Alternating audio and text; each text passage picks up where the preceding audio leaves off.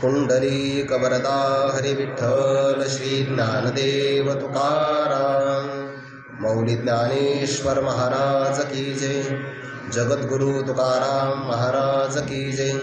सद्गुरु जोग महाराज की जय। नमो ज्ञानेश्वरा नमो ज्ञानेश्वरा।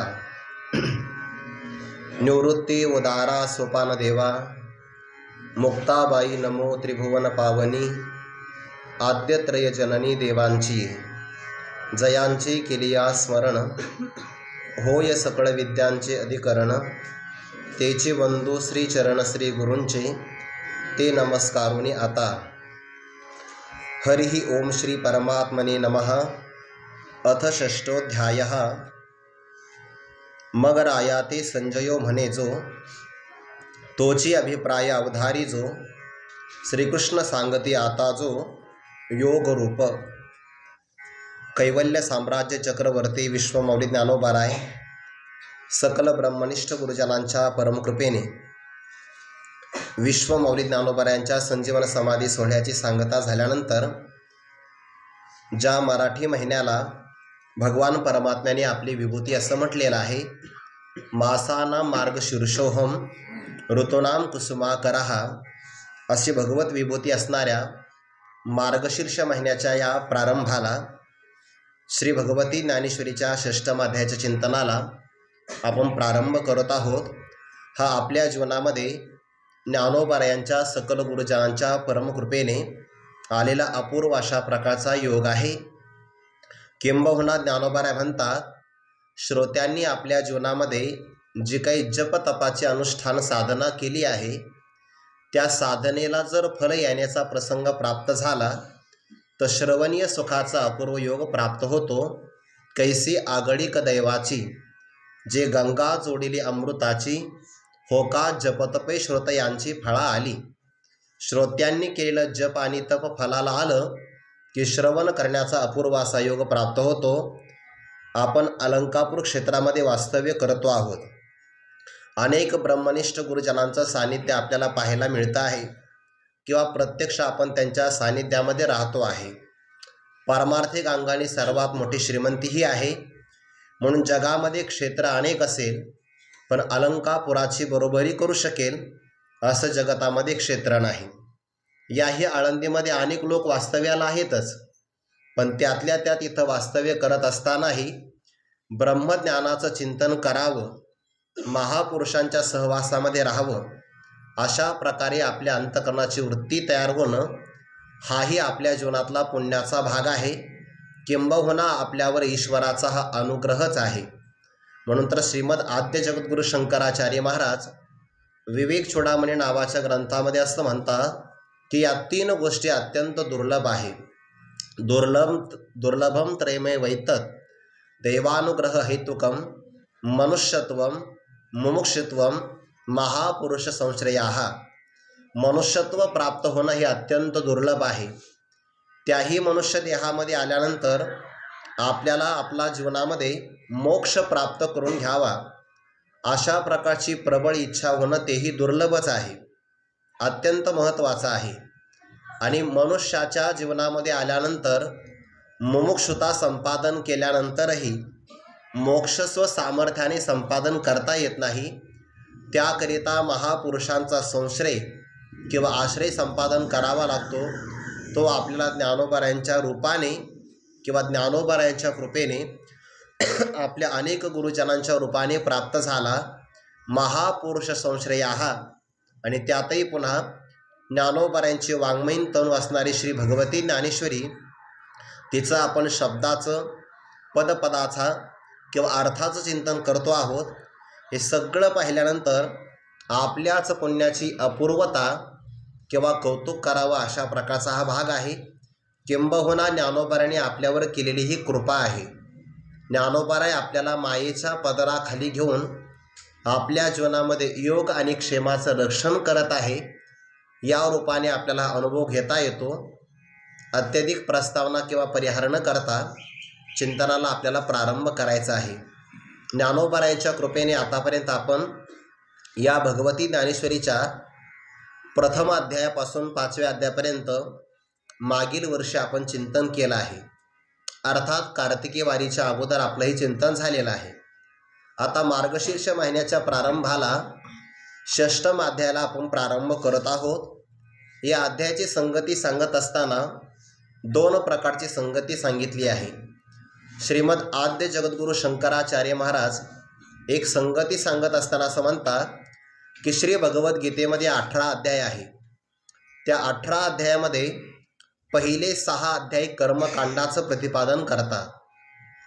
7व्या अध्यायापासून 12व्या अध्यायापर्यंत उपासना कांडाचा, कांड म्हणजे विभाग, उपासना कांडाचा विचार आलेला आहे. आणि 13व्या अध्यायापासून तर 18व्या अध्यायाच्या समाप्तीपर्यंत तत्वज्ञानाचा विचार आलेला आहे. कांडत्रय निरूपिणी श्रुतीच हे कोरडीस वाणी, गीता पद्यरत्नांची लेणी लिहिली आहे. की कारण या मनुष्य देहामध्ये जेवढे काही जीव जन्माला येतात सगळे काही तत्वज्ञानाचे अधिकारी नाही, सगळे कर्माचे पण अधिकारी नाही. त्यामध्ये भागवतामध्ये असा विचार आला आहे, जो अत्यंत वैराग्य संपन्न आहे तो तत्वज्ञानाचा अधिकारी, जो विषयासक्त आहे तो कर्मकांडाचा अधिकारी, आणि जो विषयासक्तही नाही ना अत्यंत वैराग्य संपन्नही नाही हा भक्तियोगाचा किंवा उपासनेचा अधिकारी आहे. प्रत्येक व्यक्ती हा कोणत्या ना कोणत्या साधनाचा अधिकारी आहे. क्रमाक्रमाने मात्र जीवाला याच क्रमाने जावं लागतं. निष्काम कर्माद्वारे अंतःकरण शुद्धी, निष्काम उपासनेनं चित्ताचं स्थैर्य आणि श्रीगुरूंना शरण जाऊन आत्मज्ञान संपादन करावं लागतं. असा यच्छ यावत जीवाच्या अधिकाराचा विचार करून परमकरुणा संपन्न असणाऱ्या वेदाने जीवमात्राला समोर ठेवून 3 प्रकारच्या साधनांचा विभागाच्या विचाराचं प्रतिपादन केलं. आणि मग वेदाने जे प्रतिपादन केलं तो सगळा भाग गीतेमध्ये आलेला आहे. ज्ञानोबाराय पुढे असं म्हणतात, वेद संपन्न आहे ज्ञानाच्या बाबतीमध्ये, पण त्याच्यासारखा कृपणही दुसरा कोणी नाही. वेद संपन्न होय ठाई, परी कृपण ऐसा अन्य नाही. जे कानी लागला तीही वर्णाच्याची, ज्यांचं उपनयन संस्कार झालेला आहे. ब्राह्मण, क्षत्रिय आणि वैश्य या 3 जणांना उपनयनाचा संस्कार प्राप्त होतो. यांच्या ठिकाणी द्विजत्व संज्ञा येते. वेदाचा अधिकार किंवा अध्ययन करण्याचा अधिकार यांनाच प्राप्त आहे. बाकी शूद्र असेल किंवा स्त्री असेल यांना वेदाध्ययन करण्याचा अधिकार नाही. त्यातही वेदाचं गुप्त रहस्य आहे. कारण जितकी मौल्यवान गोष्ट असते तितकीच ती योग्य अधिकाऱ्याला प्रदान केली पाहिजे. जर अनधिकाऱ्याच्या हातामध्ये सामर्थ्य संपन्न वस्तू जर प्राप्त झाली तर त्याचं स्वतःचंही कल्याण होत नाही, जगताचा विनाश झाल्याशिवाय राहत नाही. आपल्या सर्वांना त्या भस्मासुराचं उदाहरण माहिती आहे. भगवान शंकराचा भक्त एकच काम, दररोज नवीन चिता भस्म घेऊन यायचं. म्हणजे एखादा व्यक्तिमूर्त पावला त्याचे अंत्यसंस्कार होईपर्यंत थांबायचं आणि त्या चिता भस्माचं ते राख शांत होईपर्यंत विश्रांती करायची आणि दररोज भगवान शंकराला नवीन भस्म घेऊन यायचं. एखाद्या प्रसंगाला जर माणसं मरण पावले तर काही अडचण नाही, पण कधी कधी जर पृथ्वी तलावर एखादा व्यक्ती मृत पावलाच नाही तर मग काय करावं. पण त्या भस्मासुराने देवाला विनंती केली, प्रभू सेवा फार चांगली आहे, पण सकाळी स्नान झालं की तुम्हाला नवीन भस्म लागतं. एकदा तुम्हाला भस्म अर्पण केलं की दिवसभर मला चिंता राहते की आज कोण मृत पावला आहे. बहुतेक त्या भस्मासुराचा व्हॉट्सअपचा ग्रुप असेल कारण त्यावर दररोज नवीन संदेश येतो की नाही, आज अमुक कळविण्यात अत्यंत दुःख होत आहे. अशा प्रकारे ती वार्ता बघायची, त्या व्यक्तीचा शोध घ्यायचा आणि मग भगवान शंकराला नवीन चिता भस्म अर्पण करायचं. भगवान शंकराला त्याने विनंती केली, यातून माझी सुटका करा. सेवा चांगली आहे पण सेवेत मला कष्ट होणार नाही असं काहीतरी वरदान द्या. भगवान शंकर भोळे त्यांनी त्या भस्मासुराला वरदान दिलं. मी दृष्टांत करता सांगत नाही. अनधिकारी व्यक्तीच्या हातामध्ये सामर्थ्य जर आलं तर त्याचा आणि परिणामी जगाचा नाश ओढवू शकतो. वेदाची असणारी एक प्रकारची संरक्षणाची बाजू आहे. हा भाग फक्त ध्यानात ठेवा. भगवान शंकरांनी त्याला वरदान दिलं, इथपासून पुढे तुला भस्म आणण्याची अडचण पडणार नाही. म्हणजे का बरं? आपल्या दर्शनाला अनेक लोक येतात, त्यापैकी ज्याच्या मस्तकावर तुला हात ठेवासा वाटेल त्याच्या मस्तकावर हात ठेवला, क्षणार्धात त्याचं भस्म म्हणजे पाहुणे येण्यापर्यंत वाट बघा, एवढी सुद्धा तुला प्रतीक्षा करावी लागणार नाही. झालं. दुसऱ्या दिवशी त्याने प्रयोग केला. त्याला असं वाटलं की एखादा धष्टपुष्ट व्यक्ती आहे, चांगला गुबगुबीत, पण त्याच्या मस्तकावर हात ठेवला की जास्त राख मिळणार ना. भगवान शंकराच्या दर्शनाला लोक येण्याचं बंद झालं. त्याने भगवान शंकराच्या दर्शनाला जर आपण गेलो तर आपलंच भस्म होणार की नाही सांगता येणार नाही. त्यामुळे कोणीच येईना. योगायोगाने देवर्षी नारदजी आले. ते म्हणजे आतापर्यंत कोणी आलंच नाही. आपण नारदांच्या मस्तकावर हात ठेवू म्हणजे आपल्याला चिताभस्म प्राप्त होईल. नारदजी हुशार. भस्मासुराच्या मनातली भावना त्यांच्या लक्षात आली आणि त्यांनी सांगितलं, काय करतो मूर्खा? म्हणे आज तुमच्या मस्तकावर हात ठेवणार आणि भगवान शंकराला मी भस्म अर्पण करणार. बर, माझं भस्म झालं तर उद्या तुला पुन्हा भस्म आणण्याची चिंता राहणार की नाही? म्हणे हो राहणार, कारण भक्तच कोणी येत नाही इकडे. मग एवढा वेळ वाया घालवण्यापेक्षा मी तुला युक्ती सांगतो. म्हणे काय करायचं? भस्म आणण्याची चिंताही राहणार नाही आणि अपूर्व तुला लाभ प्राप्त होईल. म्हणजे कसं काय? भगवान शंकराच्याच मस्तकावर हात ठेवायचा. काय होईल? भगवान शंकराचं भस्म झालं, पार्वती मातेसारखी सुंदर स्त्री तुला मिळेल की नाही? तो लाहोर, हे खरं आहे. आतापर्यंत मला हे कळालंच नाही. बरोबर आहे, सल्ला देणारा माझ्यासारखा तुला भेटला नाही. सल्ला देणारा चांगला असावा लागतो म्हणे. बर. आणि मग त्याने भगवान शंकरावर तो प्रयोग करण्याला प्रारंभ केला. आता आपणच दिलेलं वरदान आहे, व्यर्थ जाता कामा नये. भगवान शंकर म्हणाले, वरदान व्यर्थ जाऊ नये असं वाटतं तर आपलं भस्म होईल. बरं, बाजूला जावं तर काय करावं? सुटका करता येणार नाही. हातमागे लागला आहे. भगवान महाविष्णूची प्रार्थना केली. मोहिनी रूपामध्ये भगवान विष्णू प्रगट झाले. भस्मासुराने भगवान शंकराला दिलं सोडून आणि मोहिनीची चौकशी सुरुवात केली. गाव कोणतं आहे तुमचं? घेणं देणं, कुठं प्रवास आहे? त्या मोहिनीने सांगितलं, मला अनुरूप असणारा वर शोधण्याकरता मी निघाली आहे. भस्मासुरालाही वाटलं जर आपलाच क्रमांक लागला तर बरं आहे. मग अटी काय आहेत? म्हणजे काही नाही, आमची कुलपरंपरा अशी आहे की येणारा पती आमच्या मतानुसार वागला पाहिजे. पहिल्यांदा आम्ही त्याचं परीक्षण करतो. मी जसं सांगेल तसं तुला ऐकावं लागेल. तो म्हणला, तू जर माझ्या वश होत असेल तर तुझ्यासाठी मी काही करायला तयार आहे. आणि मग ते करत असताना भगवान विष्णूने मोहिनीच्या रूपामध्ये नृत्याला प्रारंभ केला. जशी नृत्याची असणारी रचना तसा भस्मासुर वागू लागला. आणि एका प्रकारामध्ये भगवान विष्णूने मोहिनीच्या रूपामध्ये आपलाच हात आपल्या मस्तकावर ठेवला. त्या भस्मासुराने तसंच केलं. परिणामी त्याचं भस्म झालं.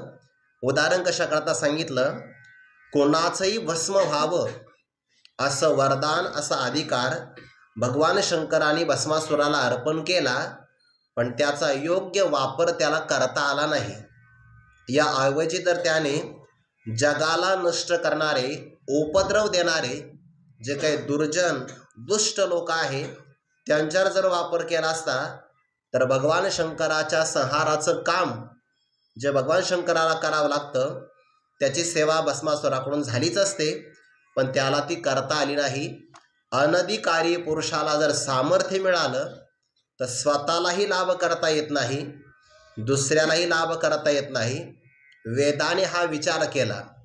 ज्याचं उपनयन झालेलं आहे असं ब्राह्मण, क्षत्रिय, वैश्य या तिघांनाच फक्त वेदाध्ययनाचा अधिकार प्राप्त झाला, बाकी कोणालाही अधिकार मिळाला नाही. मग आपल्याकडे संपन्नता फार मोठी आहे आणि तिचा वापर आपल्याला व्यापक रूपाने करता येत नाही. वेदाच्या अंतकरणात ही उणीव जाणवली आणि ती उणीव फेडण्याकरता तोच वेद गीतेच्या रूपाने प्रगट झाला. ज्ञानोबा म्हणतात, तरी मज पाहता मागील ते उने, फेडावया गीतापणे, वेद वेठला भलतेने सेव्य होवावया, मनोनिवेदाची सुसेव्यता, ते मूर्त जान श्री गीता, श्रीकृष्णे पंडसुता उपदेशिली. वेदाच्या ठिकाणची असणारी उणीव ती दूर करण्यासाठी वेदच गीतेच्या रूपाने प्रगट झाला. मनोनी मागील कुटी, भ्याला वेद गीतेच्या पोटी, रिगाला आता गोमटी कीर्ती पावला. म्हणून वेदामध्ये आलेला कर्म, उपासना आणि तत्वज्ञान या 3 कांडाचाच विचार भगवद्गीतेमध्ये सुद्धा आलेला आहे.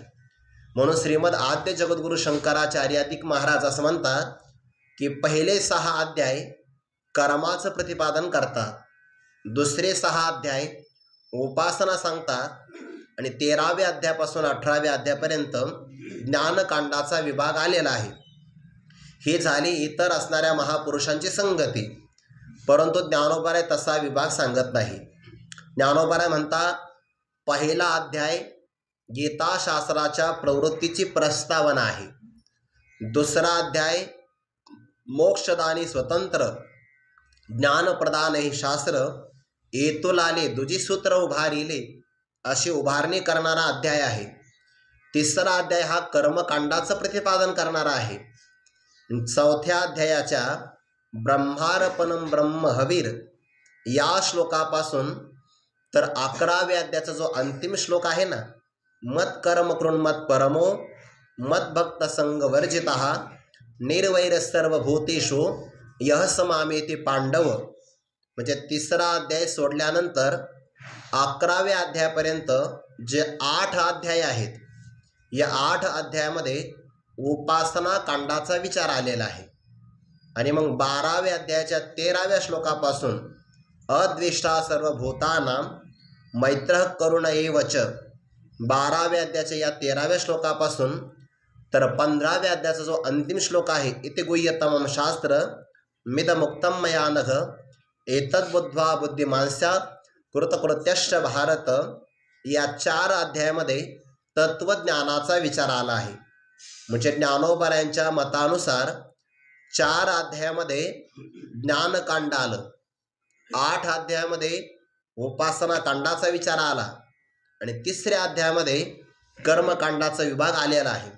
16वा 17वा पुरवणी अध्याय आहे आणि 18वा अध्याय एक अध्यायाच्या रूपाने असणारी संपूर्ण गीताच आहे. 18वा अध्याय नोहे एकाध्यायी गीताचे आहे. चैवत्सची धेनु हे ते वेळ कायसी अवेळ कायसा असा हा विभाग आहे. त्यापैकी हा 6वा अध्याय उपासना कांडाचा विचार आहे. आणि या अध्यायाच्या प्रारंभाला किंबहुना 4थ्या अध्यायापासून भगवत प्राप्तीची जी अनेक प्रकारची साधनं आहे, त्या सगळ्या साधनांचा विचार केलेला आहे. या अध्यायाची लावणी किंवा याचं उत्तराध्याय बीज असताना मागे आपल्याला 5व्या अध्यायामध्ये जावं लागतं. 5व्या अध्यायामध्ये भगवंताने 27व्या आणि 28व्या श्लोकामध्ये सूत्ररूपाने योगशास्त्राचं प्रतिपादन केलं आहे की ज्याप्रमाणे एखादा योगी आपल्या सर्व इंद्रियांना बाह्य विषयांपासून आवरतो, 2 भुवयांच्या मध्यभागी आपली असणारी दृष्टी स्थिर करतो, प्राण अपानाला समान करून आपलं इंद्रिय मन बुद्धी यांना ताब्यात ठेवून भगवत स्वरूपाचं मनन करणारा, मोक्ष हे आपल्या जीवनामध्ये श्रेष्ठ साधन आहे असं मानणारा आणि ज्याच्या जीवनातून इच्छा भय क्रोध निघून गेले आहे, तो सदा मुक्तच आहे असं भगवंतानी सूत्ररूपाने 2 श्लोकामध्ये योगाचा विचार प्रतिपादन केला आहे. ते योगाचा विचार ऐकल्यानंतर अर्जुनाच्या मनामध्ये ही भावना निर्माण झाली की भगवंताला आपण हा योगशास्त्राचा विचार पुन्हा विचारावा, कारण ही योग साधन सांख्य योगापेक्षा आम्हाला श्रेष्ठ वाटतं आहे. आमच्यासारख्या दुर्बल व्यक्तीला या साधनातून भगवत प्राप्ती होत असेल आणि याकरिता विलंब लागत असेल तरी अडचण नाही. काही साधन निश्चित फल देतात, पण विलंब लागत असेल तर अडचण नाही. काही साधनं लवकर फल देतात, पण सगळ्यांना शक्य होत नाही. एखादं साधन असं आहे की जे सर्वांना अनुष्ठानाकरता शक्य आहे, विलंबही लागत असेल तर अडचण काहीच नाही, पण सगळ्यांच्या त्या आवाक्यात आलं पाहिजे. व्यवहारातलं उदाहरण आहे, विमान नावाचं साधन आहे, लवकरात लवकर आपल्याला गंतव्य ठिकाणी पोचवितं, पण त्याचा दरही जास्त आहे ना, सगळ्यांना ते शक्य होणार नाही. पण त्यापेक्षा रेल्वेचं साधन चांगलं आहे, वेळ लागत असेल पण सर्वांच्या आवाक्यातलं आहे, झोपही लागते, चांगल्या प्रकारे प्रवासही होतो. रेल्वेच्या प्रवासामध्ये जास्त भूक लागते, जैसे निद्रेचे सुख न मोडे आणि मार्ग तरी बहुसाल सांडे, तैसे सुखासना सांगडे सोहपे होय.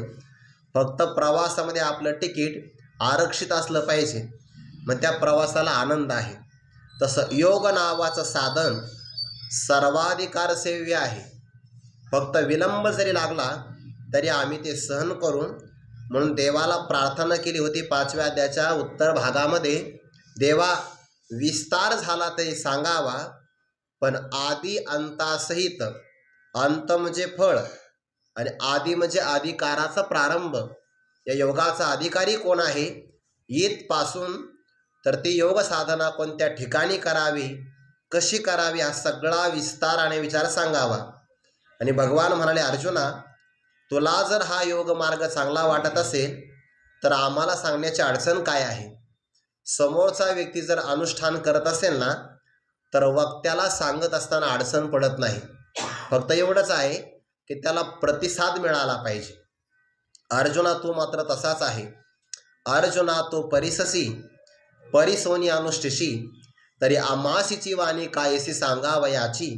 ज्ञानोबा म्हणता, देवाने अर्जुनाचं केलेलं कौतुक आहे, तो ऐकतही आहे आणि त्याप्रमाणे अनुष्ठानही करत आहे. आम्हाला सांगण्याची अडचण काय आहे. आणि मग भगवंताची अर्जुनावर असणारी कृपादृष्टी याचंही ज्ञानोबाने फार विस्ताराने वर्णन केलं आहे. ज्ञानोबा म्हणतात, अगोदरच आईचं अंतकरण, तिच्यामध्ये माया वात्सल्य आहे आणि त्यातल्या त्यात पुन्हा एखादा मुलगा लहान आहे. अगोदर चित्त मायेचं, आधीची चित्त मायेचे, वरिमिष झाले पर्यंत याचे, आता ते अद्भुतपण स्नेहाचे कवन जाणे. अगोदर स्त्री आहे. प्रामुख्याने विचार केला तर स्त्रियांच्या ठिकाणी वात्सल्य ईश्वराने अधिक दिलेलं आहे, अगोदरच आहे. त्यातही पुन्हा स्त्रीला पुत्ररत्न प्राप्त झालं तर वात्सल्यामध्ये वाढ होते आणि त्यातल्या त्यात पुन्हा 2-3 मुलं असावे, शेवटच्या लहान मुलावर सर्वाधिक प्रेम असतं. अगोदर स्त्री स्वभाव, त्यातही मातृत्व, त्यातही पुन्हा लहान मुलगा मिळाला की ज्याप्रमाणे त्या लहान अपत्यावर सर्वाधिक आईनं प्रेम करावं तसं अर्जुनाचं झालं आहे. तसं देवाचं प्रेम अर्जुनावर जडलं, म्हणून त्या अर्जुनाच्यावर कृपादृष्टी करणारी देवाची दृष्टी, तिचं वर्णन करता येणार नाही. पण ज्ञानोबा म्हणतात, मला तर असं वाटतं आहे, हा परमात्मा बळजबरीनं अर्जुनाला म्हणतो आहे की ऐक बापा, ऐक बापा, ज्या ज्या प्रकाराने तुझ्या चित्ताला बोध प्राप्त होईल तसं तसं मी तुला सहज निरूपण करून सांगेन. मग योग कशाला म्हणतात, त्याचा उपयोग काय आहे, त्याचा अधिकार कोणाला आहे, 3 गोष्टी. बरं, योगाचं स्वरूप, त्या योगाचा असणारा उपयोगिता म्हणजेच फल, आणि योग अनुष्ठानाचा अधिकार. कारण अधिकार्याचा आणि फलाचा संबंध असतो. गुरुवारी डॉक्टर बाबा आपल्याला एक कायम वाक्य सांगत असतात, केव्हा आधी कार्यालाच फळ मिळतं. या बाबतीमध्ये करवत बाबा उदाहरण सांगत असतात. हल्लीच्या काळामध्ये मंगल कार्यालयामध्ये लग्न होतात आणि मंगलाष्टका माईकवर म्हणल्या जातात ना, त्यामुळे सगळ्यांच्या कानावर मंगलाष्टका येतातच. आता ते खरं तर ते ब्राह्मणानेच मंगलाष्टक म्हणल्या पाहिजे, पण काही काही गायक लोक आग्रह धरतात की ते आम्हाला म्हणायच्या. अधिकार प्रसंग कवना येतं, तर तो कोणाचा अधिकार आहे, त्याचा आशीर्वाद हे योग्य व्यक्तीच्या मुखारविंदातून आले पाहिजे. माईकवर अष्टका म्हटल्या जातात, सगळ्यांना ऐकू येतात. अक्षताही सर्वांच्या हातामध्ये असतात. बरं, अक्षता असा शब्द येतो. क्षत म्हणजे तुकडा आणि अ म्हणजे नाही. ज्या तांदळाचा तुकडा झाला नाही त्याला अक्षता म्हणतात. आपल्याकडे अक्षत लावा असं म्हणतात की नाही, अक्षता. आता तुकडा नावाचा तांदूळच वेगळा मिळतो, तो भाग वेगळा आहे, दुकानामध्ये मिळतो बघा. किंवा काही माणसं वा काय चाल झाली तुकडा, तर तसं नाही घ्यायचा, हा भाग वेगळा आहे. तर त्या अक्षता ज्या आहे समोर असणाऱ्या लोकांच्या वधूवरांच्या मस्तकावर पडतात, जवळच्या आहे, मागच्या लोकांच्या नाही पडत. मागच्या लोकांच्या अक्षता मधल्याच लोकांच्या डोक्यावर पडतात. आता जे मध्यभागी उभा आहे त्याच्यामध्ये काही तरुणही आहेत आणि काही तरुणी सुद्धा आहे. पण मग अक्षता डोक्यावर पडल्या, मंगल अष्टका ऐकल्या म्हणजे लग्न सगळ्यांचं लागत नाही, फक्त दोघांचंच लागतं. का बरं? कारण विवाहाचं बंधन त्यांनी आपल्या हातामध्ये बांधलेलं आहे. म्हणजे विवाह करण्याचा शास्त्रीय अधिकार त्या दोघांना आहे. जो अधिकारी असतो त्याला फळ मिळतं. पण योगाचा अधिकार कोणाचा आहे, त्याचा उपयोग काय आहे आणि योगशास्त्राचं किंवा योगाचं स्वरूप काय, असं जे जे सांगावं लागतं ते सगळं मी तुला सांगणार आहे. फक्त अर्जुना तू चित्त देवोनी अवधारी, लक्षपूर्वक मात्र हे ऐकलं पाहिजे. असं म्हणून भगवंतांनी जी कथा सांगायला प्रारंभ केला, ज्ञानोबा मागच्या अध्यायामध्ये म्हणतात, श्रीकृष्ण अर्जुनाशी संग न सांडोनी सांगेल योग, तो व्यक्त करू प्रसंग म्हणे निवृत्ती दास. या ओव्यांचा संदर्भ घेतल्याशिवाय पुढच्या अध्यायाला प्रारंभ करता आला नसता, म्हणून थोडीशी अध्यायाची संगती आपल्यासमोर प्रगट करून सांगितली. योग कशाला म्हणतात त्या योगाची व्याख्या या ओवीमध्ये आली. बरं, श्रीकृष्ण अर्जुनाशी संग न सांडोनी, भगवान श्रीकृष्ण परमात्मा अर्जुनाच्या बरोबर असताना आपला संग सहवास त्याग न करता, त्याग करणं याला वियोग म्हणतात, आणि त्याग न करणं याला संयोग, सम्यक योग, त्यालाच आपण योग असं म्हणतो. म्हणजे जीवाचा आणि परमात्म्याचा योग होणं यालाच खऱ्या अर्थाने संयोगम, जीव परमात्म्याचं ऐक्य हा खऱ्या अर्थाने योग आहे. ज्या साधनेच्या द्वारे जीवात्मा परमात्म्याशी जोडला जातो ना, युज्यते, जोडला जातो, त्या साधनाला योग असं म्हणतात. निष्काम कर्म योग, ज्ञान योग, भक्ती योग, ध्यान योग, हे सगळे शब्द वापरले जातात. म्हणून परमात्मा अर्जुनाला आपल्या संगतीचा, सहवासाचा वियोग न घडू देता योगाचं स्पष्टीकरण सांगणार आहे. ज्ञानोबा म्हणतात, मी निवृत्तीनाथांचा दास, तो प्रसंग व्यक्त करून सांगून, अर्थात स्पष्ट करून कधी सांगणार, 6व्या अध्यायाच्या प्रारंभाला. ही सगळी प्रास्ताविक भूमिका ऐकल्यानंतर आता श्रीकृष्ण परमात्मा अर्जुनाला अर्जुनाच्या आवडीनुसार, रुचीनुसार ध्यानयोग नावाचं साधन प्रतिपादन करण्यासाठी सज्ज झाले. सज्जता झाल्यानंतर काय पुढं झालं, मग राया ते संजयो म्हणे जो. हा मग शब्द महत्त्वाचा आहे. या मग शब्दामध्ये पाठीमागच्या अध्यायामध्ये येणारी अर्जुनाची उत्कंठा, देवाची असणारी अर्जुनावरची कृपादृष्टी, त्यानंतर देवाची अर्जुनावर असणारी आवड, अनुष्ठानाची असणारी आवड, आणि यानंतर योगाचं स्वरूप, त्याची उपयोगिता, अधिकार प्रसंग, हे सर्व देवाने प्रतिज्ञा केली. हा सगळा विभाग झाल्यानंतर मग शब्द अनंतरी अर्थाने आहे. त्यानंतर काय घडतं आहे, अगोदर एखादी घटना घडलेली असावी, यानंतर नवीन प्रारंभ होत असेल तर तेव्हा हा मग शब्द येत असतो. मग राया ते संजयो म्हणे जो. राया ते म्हणजे राजाला, धृतराष्ट्राला संजयो म्हणे जो. संजय महाराज जो म्हणतात तोची अभिप्राय अवधारी जो, तोच अभिप्राय आपण श्रवण करावा. या ओवीच्या पूर्वार्धामध्ये संजयाचं आणि धृतराष्ट्राच्या संवादाचं प्रतिपादन आहे. आणि संजय म्हणतात की श्रीकृष्ण आता जो योग रूप सांगती तोचे अभिप्राय अवधारी जो, या ओवीचा अन्वय आहे. संजयजी धृतराष्ट्राला सावध करतात की आता म्हणजे 6व्या अध्यायाच्या प्रारंभाला श्रीकृष्ण परमात्मा योग हे ज्याचं स्वरूप आहे अशा स्वरूपाचा योग प्रतिपादन करणार त्याचाच अभिप्राय आपण श्रवण करावा.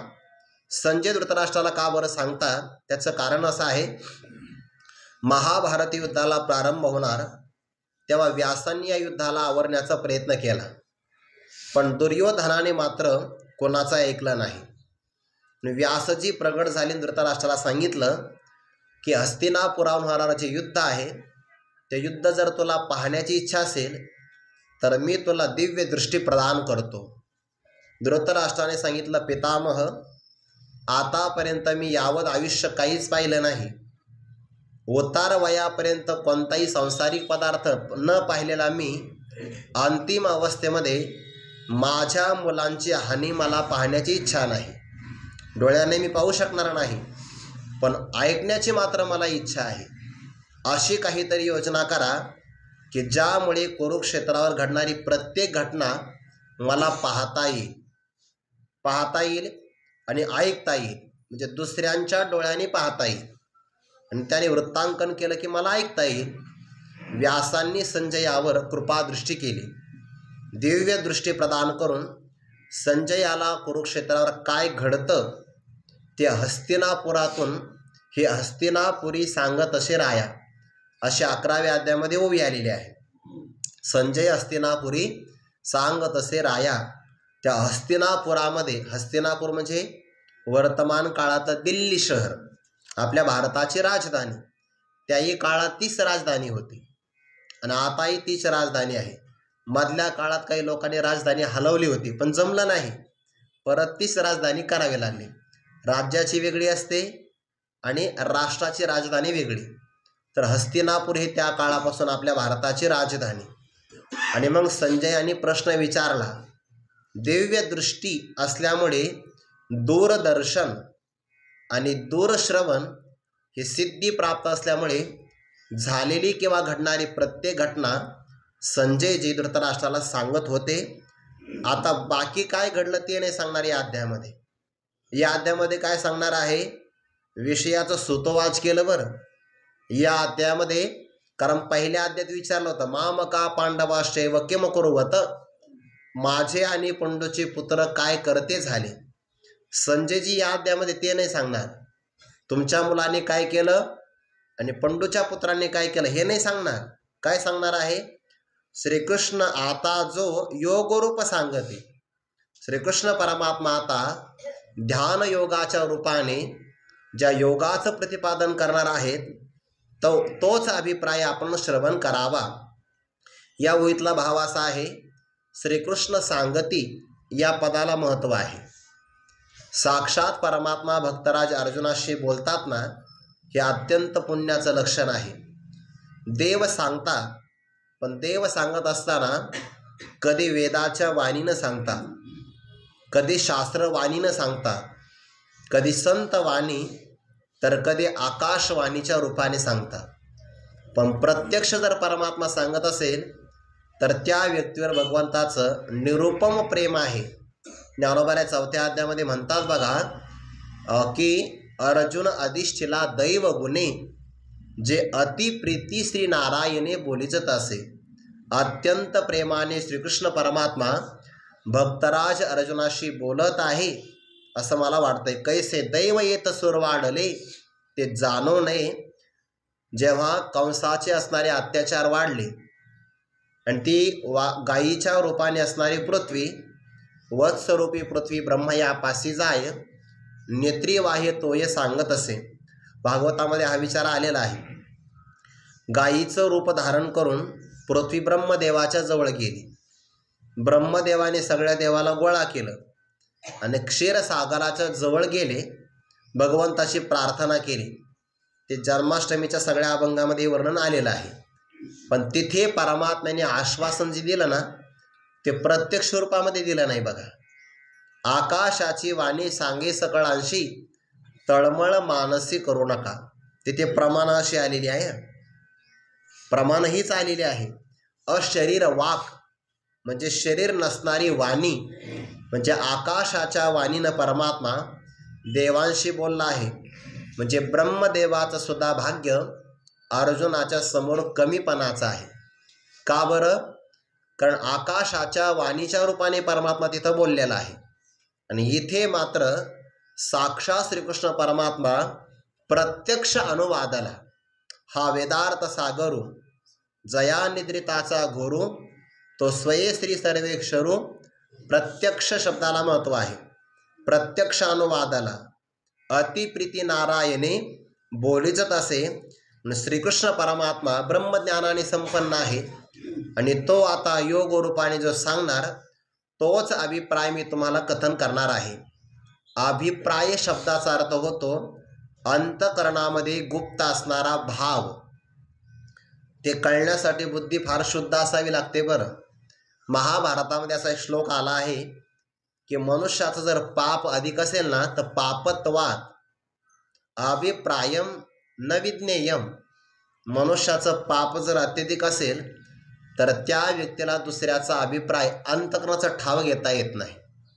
आणि याकरता व्यक्ती कसा असावा लागतो? पुण्यवान असावा लागतो. म्हणून तर 9व्या अध्यायामध्ये शब्द आला ना, या लागी सुमन आणि शुद्धमती जो अनिंदक अनन्यगती पैका गोप्य ही परितया प्रति चावळीचे सुखे. त्यातही पुन्हा देवाच्या वाक्याचा आणि संत वाणीचा अभिप्राय कळणं फार कठीण आहे. याला सद्गुरूंची कृपादृष्टी जर पाठीमागे असेल तरच तो अभिप्राय आपल्याला काढता येतो. म्हणून शब्द एक प्रकारचं टर्फल आहे. या अध्यायामध्ये पुढे ओवी येणार आहे. शब्दाचं असणारं टर्फल कवच बाजूला सोडून त्या शब्दाच्या आत निहित असणारा जो वक्त्याच्या मनातला अभिप्राय आहे तो सगळ्यांना काढता येत नाही. तो फक्त ज्ञानोबारे काढू शकतात. देवाचे मनोगत तो दावीत हासी मूर्त हेही म्हणता चित्त दाटेल तुझे. कारण निवृत्तीनाथ महाराज म्हणतात तू ते श्री मुरारी म्हणितले प्रगट करी जे अभिप्राय गौहरी झाकिले आम्ही. शब्द आला की नाही बघा तिथं. साक्षात भगवान श्रीकृष्ण भक्तराज अर्जुनाला असं म्हणाले आहे की तू ते श्री मुरारी म्हणितले प्रगट करी जे अभिप्राय गौहरी झाकिले आम्ही. देवाने साक्षात असं म्हटलंय ज्ञानोबरायांना की जो अभिप्राय गुप्त रूपाने आम्ही श्लोकामध्ये झाकून ठेवला आहे तो अभिप्राय तुम्ही प्रगट करा. म्हणजे याचा अर्थ काय झाला? देवाच्या वचनातला शब्दामध्ये किंवा श्लोकामध्ये असणारा जो अभिप्राय आहे शब्दाचं कवच बाजूला काढायचं आणि त्या कवचाला बाजूला काढून आत असणारा अभिप्राय प्रगट करायचा. हे सहज शक्य होत नाही. तया अक्षरातील भाव पाव विनमी तुमचा ठाव ऐका म्हणे ज्ञानदेव निवृत्तीचा. तया अक्षरातील भाव त्या अक्षराच्या आतमध्ये असणारा जो भाव आहे अभिप्राय किंवा वक्त्याला अभिप्रेत असणारा जो अर्थ आहे तो अर्थ प्रगट करून तुमच्या अंतःकरणामध्ये नेण्याचा मी प्रयत्न करेन. हे ज्ञानोबाऱ्यांच्या हातवटीवर ज्ञानोबाऱ्यांचा अवतारच यासाठी प्रगट गुह्य बोले. याचा अर्थ देव गुप्तपणाने बोललेलेच आहे. 13व्या अध्यायातली ओवीच आहे तो ते श्री मुरारी म्हणितले प्रगट करी जे अभिप्राय गौहरी. गौहरी म्हणजे गुप्त रूपाने झाकून ठेवले होते देवाने. खरं तर आपण आता ते जगन्नाथपुरीला गेलो होतो. शंकराचार्य महाराजांनी सांगितलं की मोठ्या महापुरुषाने अनुवाद करावा, ते तत्वज्ञान सुगम व्हावं, पण त्यातली गुरुगम्यता मात्र कधीही बाधित होता कामा नये. म्हणून काही काही अभिप्राय जे असतात ना हे महापुरुषांच्या चरणकमलाजवळ बसूनच श्रवण करावे लागतात. त्याला गुरुगम्य असं म्हणतात. जे गुरूंच्या शिवाय कुणालाही कळू शकत नाही त्याला गुरुगम्य म्हणतात. आणि संत वाङ्मयाची रचनाच अशी आहे अनधिकाऱ्याला कळूच शकत नाही आणि अधिकारी पुरुषाला बोध झाल्याशिवाय राहू शकत नाही. म्हणून रचनाच अशी आहे संत वाङ्मयाची. म्हणून यासाठी आपल्याकडे शरणागती मानलेली आहे ना. तद्विद्धी प्रणिपातेन परिप्रश्नेन सेवया उपदेशन्ति ते ज्ञानम ज्ञानिनस्तत्वदर्शिनः श्रद्धावान लभते ज्ञानम तत्पराः संयतेंद्रियाः.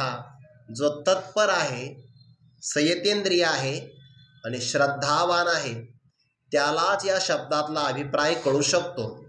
म्हणून तर महाभारतामध्ये असा श्लोक आला आहे की बाकीचे लोक किती जाणतात गीतेचं वचन सांगता येणार नाही, पण संजयजी मात्र पूर्ण जाणतात. कारण व्यास कृपा प्राप्त संजयासी, ज्यांच्यावर श्रीगुरूंची पूर्ण कृपा आहे त्या पूर्ण कृपेने संपन्न असणाऱ्या महापुरुषाला हे अभिप्राय काढता येतात. आणि देवाच्या असणाऱ्या श्लोकातले अभिप्राय ते ज्ञानोबाराय काढतात. आपण या कार्तिकी सोहळ्यामध्ये एक वाक्य बोललो होतो, सगळ्यांच्या मनातलं ज्यांना कळतं, सगळ्यांच्या मनातलं एकदाच ज्याला कळतं त्याला देव म्हणतात. देवाच्या मनातलं कळतं त्यांना ज्ञानदेव म्हणतात. देवाचे मनोगत तो दावीत हासे मूर्त.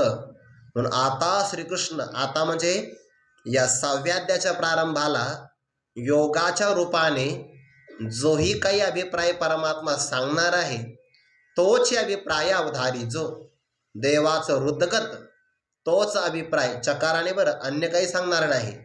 पण अवधारी जो, जेथे अंतःकरण आणि श्रवण इंद्रिय यांची एक वाक्यता आहे त्याला म्हणतात अवधारणा, त्याला म्हणतात खऱ्या अर्थाने श्रवण.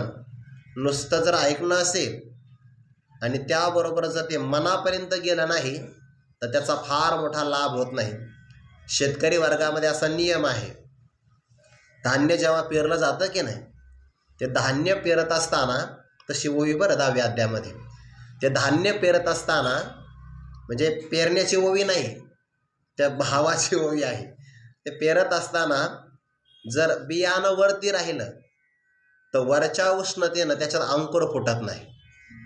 जर ते फारच खोल गेलं तर ते कुजण्याची शक्यता असते. फार खोलही जाऊ नये आणि वरवरही राहू नये. तसं कारण त्यामध्ये उष्णता, वाफसा म्हणतात त्याला, मधल्या भागात जर ते राहील तर खालून त्याला ओलावा मिळतो आणि वरून उष्णता मिळते. ओलावा आणि उष्णता यांची वाफ तयार झाली त्याला म्हणतात वाफसा. आणि त्या वाफेमध्ये बीजातून अंकुर प्रगट होतो.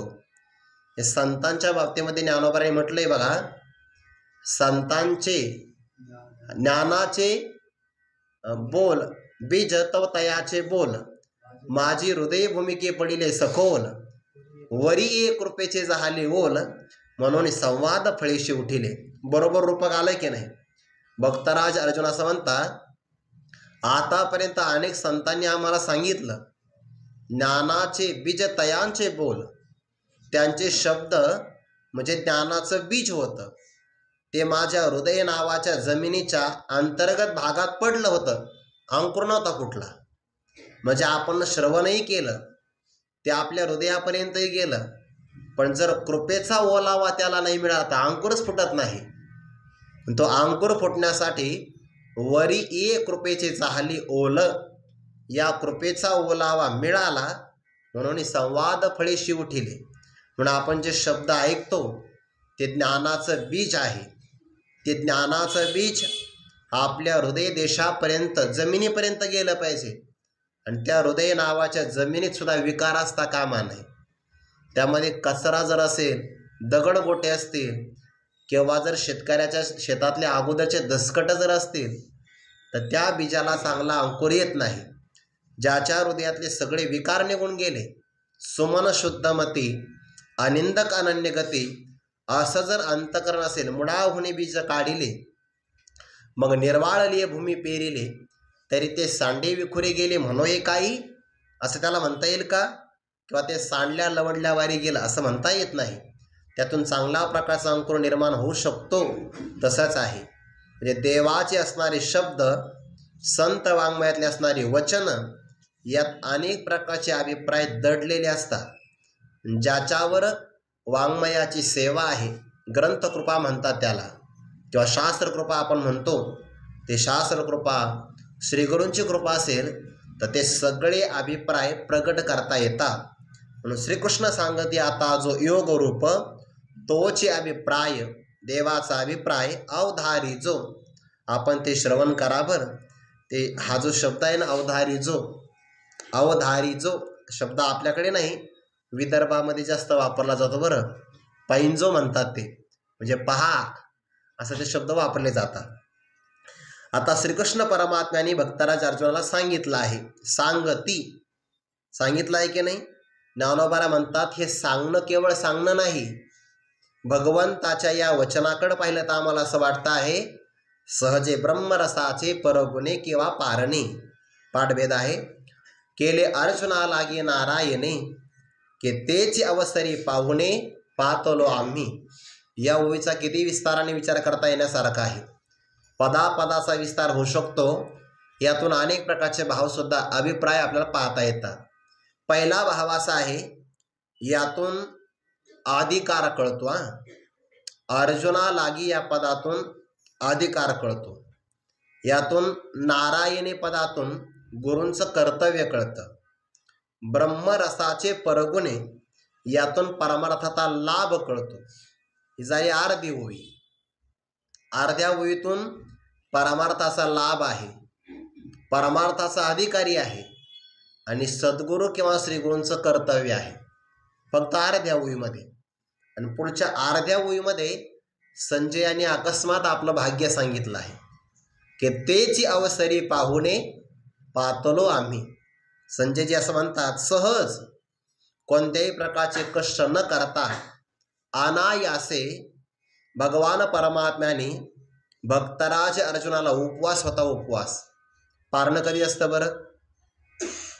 अगोदर उपवास घडावा लागतो.